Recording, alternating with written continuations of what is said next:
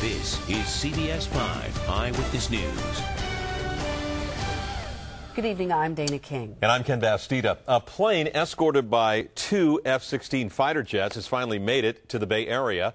Tonight, passengers aboard are sharing pictures and stories of the wild ride with a man who apparently got drunk and then locked himself in the bathroom. The AirTran Airways plane took off from Atlanta this morning. It was diverted to Colorado Springs, and it arrived at SFO just after 5 p.m. Joe Vasquez talked to some passengers just after they got off that plane. Joe?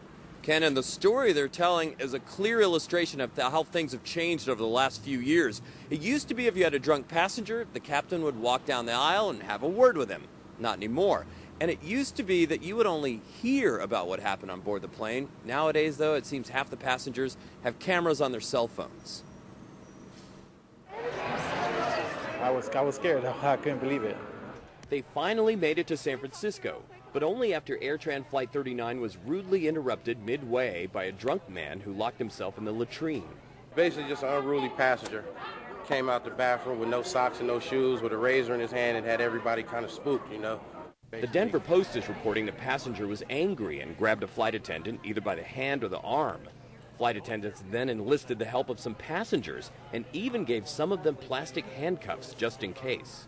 What were you supposed to do with those cups?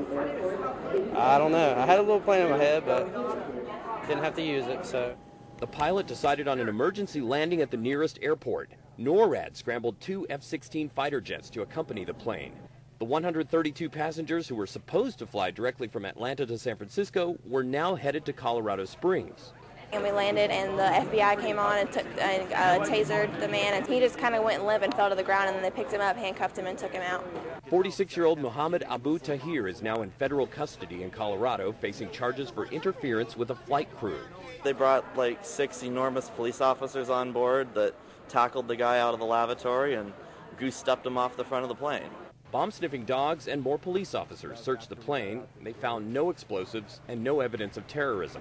After a 3-hour delay, the plane was finally cleared to continue to San Francisco. Do you think this was an overreaction, underreaction? What it should have been? I mean, anything on the plane, I would never say it's overreaction because you don't know what's going on these days, man. We're in 2010, terrorism is at its all-time high. So, you know, we have to stay on top of stuff like that.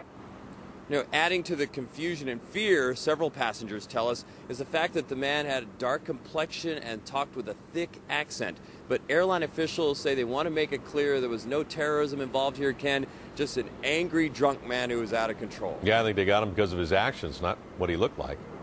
Joe Vasquez. You know, it was a combination of factors, but that was what was freaking people out, you know, not to mention the fact that he was throwing his shoes and grabbing people's arms. There you go. Joe at SFO. Thank you, Joe.